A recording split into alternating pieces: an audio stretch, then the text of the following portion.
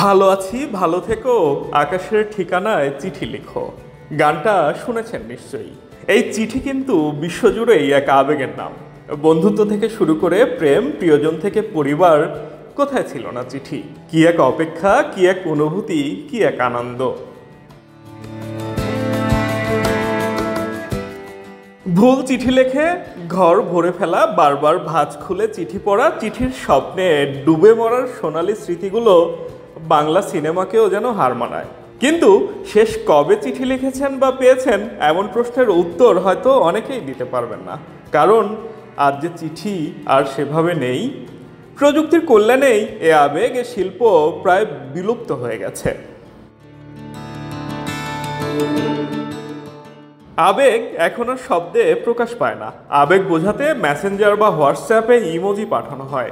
SMS, Messenger, WhatsApp আর ইমেইলের যুগে কাগজের চিঠি, পথপানে চেয়ে থাকা আর ডাকপিয়নের ঘণ্টা যেন রূপকথার গল্প।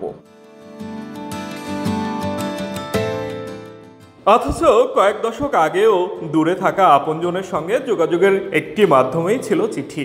শুধু দূরে নয়, খুব কাছের মানুষকেও মুখে বলতে না পারা কথাগুলো সযত্নে সাজিয়ে জানাতেন চিঠিতে। এক একটি চিঠি বহন করত জীবনের নানান গল্প।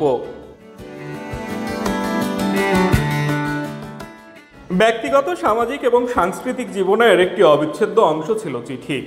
মানুষ নিজেদের মনের ভাব, অনুভূতি, অভিজ্ঞতা জানাতেন চিঠিতে। হাতের স্পর্শে যেখানে চিন্তা ভাবনা, অভিজ্ঞতা ফুটে উঠত গভীরভাবে। তাই সম্পর্কগুলো আরও ঘনিষ্ঠ ও গভীর হতো। এছাড়া প্রাচীন চিঠিগুলো শুধুমাত্র ব্যক্তিগত নয়, বরং ঐতিহাসিক এবং সাংস্কৃতিক দিক থেকে মূল্যবান ছিল। অনেক প্রখ্যাত ব্যক্তিদের চিঠি আজও ইতিহাসবিদদের জন্য মূল্যবান দলিল হিসেবে কাজ করছে। আজ বিশ্ব চিঠি দিবস। প্রতি বছর 1 সেপ্টেম্বর বিশ্বব্যাপী আন্তর্জাতিক চিঠি দিবস পালিত হয়।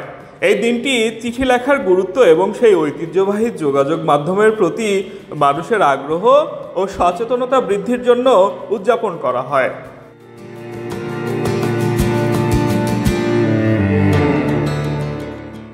ইতিহাস বলছে 2014 সালে সর্বপ্রথম অস্ট্রেলিয়ান নাগরিক রিচার্ড সেম্পকিনের হাত ধরেই এই দিবসের প্রচলন শুরু হয়।